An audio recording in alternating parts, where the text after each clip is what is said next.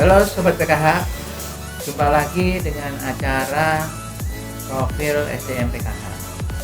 Untuk kali ini kita akan bersama dengan Mas Faisal. Nah, siapakah Mas Faisal? Nanti Mas Faisal akan cerita. Mas Faisal ini yang pasti merupakan salah satu tokoh APD provinsi terbaik tingkat nasional. Oke, Mas Faisal, gimana kabarnya? Alhamdulillah sehat. Tolong dong Mas Faisal cerita masuk PKH ini mulai kapan, terus gimana? Kemarin masuknya ini beneran apa lewat mana gitu? Pak,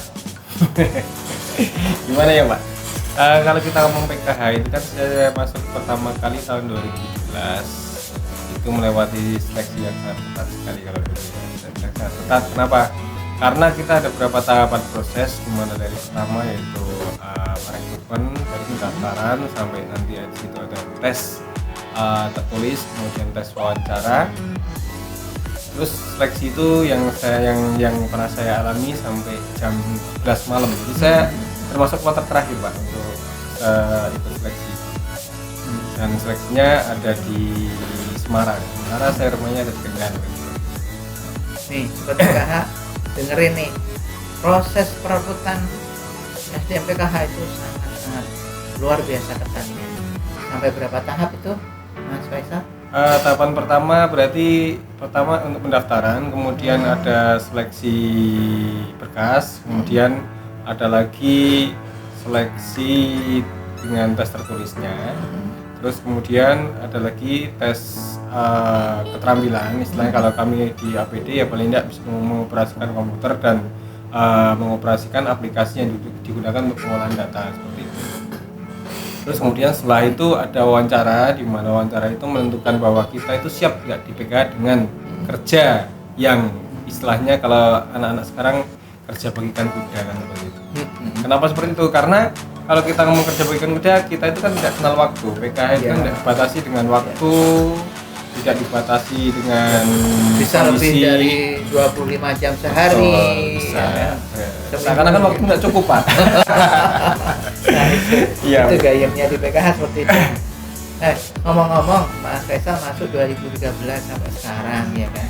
Nah, terus gimana kiprahnya Mas Faisal? Saya dengar Mas Faisal ini kan sempat dinobatkan sebagai APD terbaik. Itu ceritanya gimana sih kok bisa sampai jadi APD terbaik? Saya sendiri juga nggak tahu itu masalah itu sebenarnya. Itu kan penilaiannya kalau kita ngomong istilahnya kan kalau kita jadi karyawan nih, kan kita harus berusaha sesuai dengan tupoksi paling enggak, atau mengembangkan sesuatu di daerah itu, di mana apa yang kita buat, apa yang kita laksanakan itu bisa menjadikan daerah itu lebih berkembang dan lebih maju. Contohnya di tahun 2013 kan belum ada sistem. Dalam arti kalau sistem di pusat kan hanya saya bilang hanya bisnis proses PKH kan seperti itu. Kalau di Jawa Tengah dulu kita ada yang namanya verifikasi menggunakan DMR. Sementara itu baru di kami yang paling tidak kalau kita ada sesuatu yang baru kan harus eksplor dulu. Dari ekspor itu kita mencari tahu apa sih formula yang tepat untuk melakukan verifikasi, sehingga dari verifikasi teman-teman atau entry teman-teman yang dilakukan di kertas atau itu namanya kertas DMR, itu kan harus form DMR atau kalau bisa dibilang form DMR itu kayak RJK, itu cara pengisiannya bagaimana, terus kemudian nanti standarnya bagaimana. Itu kan kalau dari pusat hanya menuliskan garis besarnya, maka kami mengembangkan sistemnya. Jadi urutan rangkaiannya kerja gimana, kemudian mengatasinya kalau ada permasalahan seperti apa udah dibuatin ya Mas? Iya Pak. Karena kami belajar dari pengalaman sejak dilaksanakannya proses verifikasi DMR, itu banyak banget kendalanya. Itu waktu verifikasi yang pertama menggunakan form DMR yang dimulai pada tahun 2014. Nah, terus selain sistem DMR, maksudnya membuatkan sistem untuk pelaksanaan verifikasi menggunakan DMR, apalagi yang sudah dilakukan oleh Mas Faisal?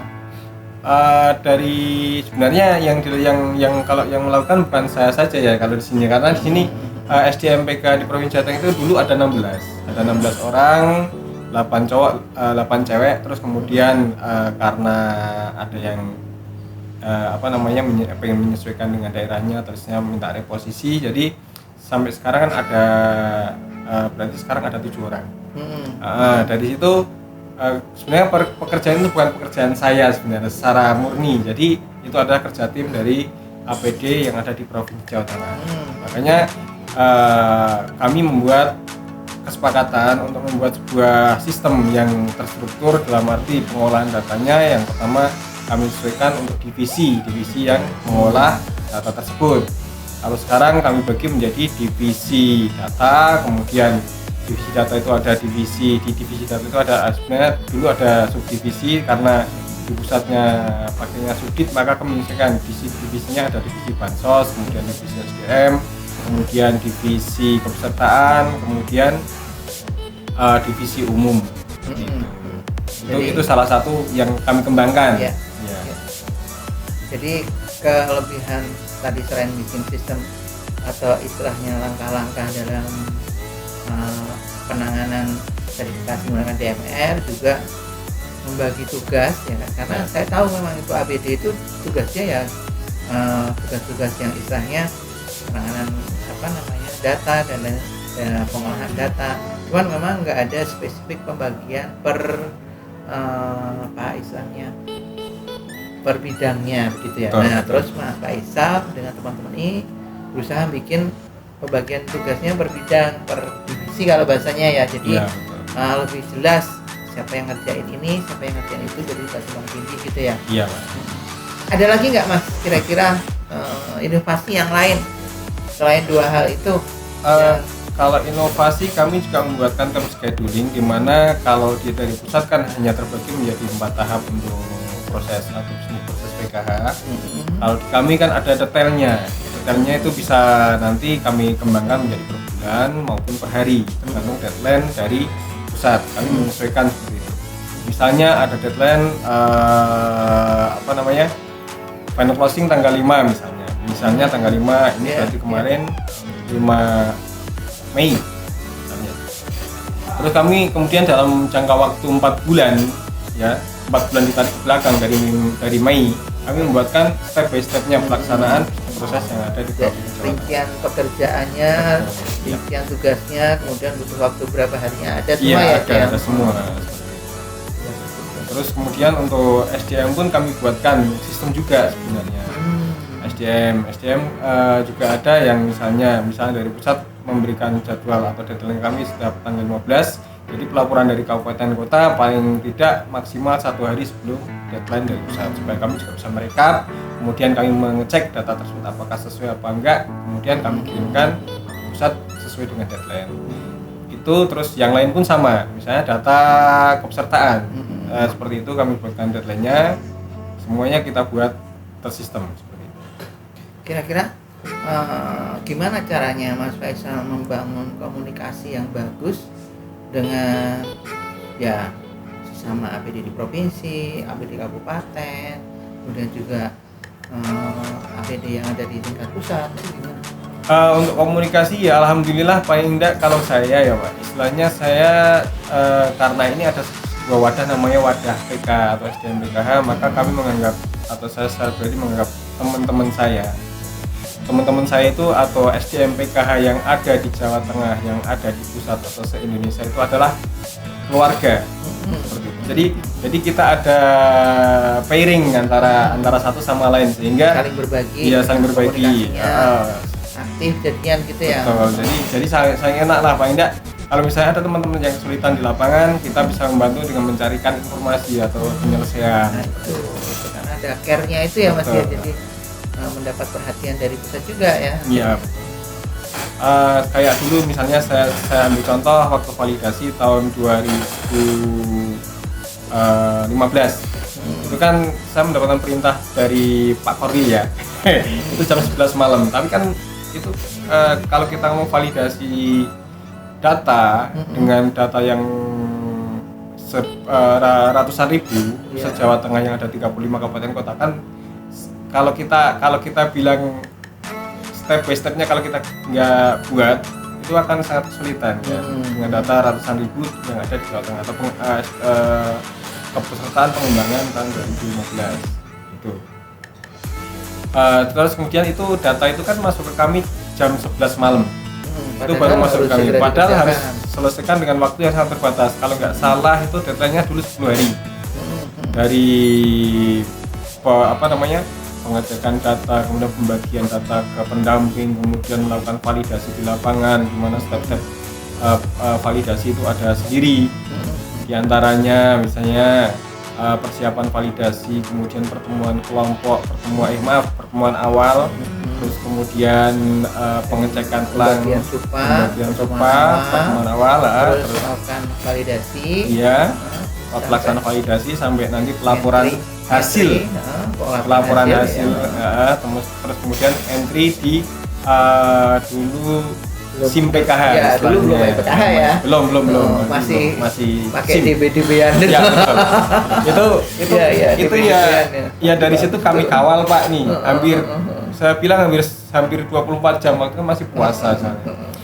Setiap teman-teman intinya kalau saya minta waktu habis sahur sampai jam 9, biasanya habis sahur sampai jam 9 memang saya nggak bisa diganggu seperti itu. Tapi kan setelah jam 9 sampai sahur lagi saya selalu standby Pak untuk menyelesaikan atau membantu permasalahan DB-DB-an. Karena ya namanya sistem itu tidak ada kesempurnaan. Jadi harus butuh pengawalan yang ketat supaya data itu bisa valid, bisa sesuai dengan yang ada di lapangan. Itu kami cross check terus pokoknya setiap hari sampai pelaksanaan validasi selesai. Ya. Terus kira-kira ke depan harapan maupun harapan ataupun rencananya Mas Faisal dengan PKH ini bagaimana? Atau sebaiknya PKH itu ke depan seperti ini ya, atau gimana coba? Kalau harapan yang jelas pertama karena SDM di PKH itu ada 5.000 orang ya, kurang lebih itu di Jawa Tengah. Di Jawa Tengah saja, kalau se-Indonesia kurang lebih kan 40.000. Ya. Nah dari situ ya paling enggak pertama karena yang namanya program, istilahnya kita nggak bisa tahu sampai kapan program ini akan berjalan. Ya semoga aja kalau orangnya semua istilahnya penerima manfaat ini sejahtera ya kami juga bisa sejahtera kan. Harapannya seperti itu, cuma itu aja ya seperti itu Pak. Jadi nggak muluk-muluk ya istilahnya gitu. Terus untuk pengembangan SDM di Jawa Tengah ya paling nggak sistem ini kita kembali gali di mana satu Jawa Tengah itu bisa satu pintu untuk pelaksanaan sistemnya sesuai dengan strukturalnya kan. Jadi step by stepnya itu jelas. Data itu nanti dari bawah misalnya dari pendamping melakukan pemutahiran data atau pengambilan data baru misalnya, atau updating data. Itu kan harusnya step by stepnya dari pendamping kemudian dikelompokkan di kecamatan, kemudian dari kecamatan nanti disetorkan ke kabupaten yang nanti diproses oleh APD kabupaten kota. Terus kemudian kabupaten kota melaporkan ke provinsi, nanti di penampungan kami di sini istilahnya di sekretariat yang sangat sederhana ini itu data itu sudah jelas gitu, jadi enak nanti ketika data itu dari bawah salah kan dari sampai atas pun salah maka dari situ harapan saya ya semua data dari bawah sudah teliti Pak, harapannya seperti itu. Jadi nanti nggak ada lagi istilahnya salah sasaran atau salah data atau data bermasalah, tidak ada waktu pencairan bansos tidak tidak bisa tercairkan karena kendala kami kan seperti itu. Pasti di tengah-tengah ada aja data yang tidak sesuai. Ada aja istilahnya seperti itu. Jadi harapannya ya yang dari teman-teman SDM, dari pendamping, APD Kabupaten Kota, Korkap, Korwil, itu semuanya satu visi. Satu visi untuk Jawa Tengah karena saya ngomong saya sebagai APD Provinsi Jawa Tengah. Satu visi untuk kemajuan Jawa Tengah mensukseskan program PKH yang ada di Jawa Tengah secara nasional sehingga PKH itu jadi program yang memang selalu diunggulkan supaya orang-orang yang istilahnya di bawah garis kemiskinan atau keluarga penerima manfaat itu menjadi sejahtera sesuai dengan harapan semua orang kan. Ya, terima kasih sekali Mas Faisal. Demikian Sobat PKH, renyah sekali Mas Faisal untuk menyampaikan banyak hal selaku APD dan memang tokohannya di Jawa Tengah, Selaku Apindo itu luar biasa. Sekian dulu Sobat BK, sampai jumpa lagi di segmen berikutnya. Salam PKH. Salam PKH. Sip.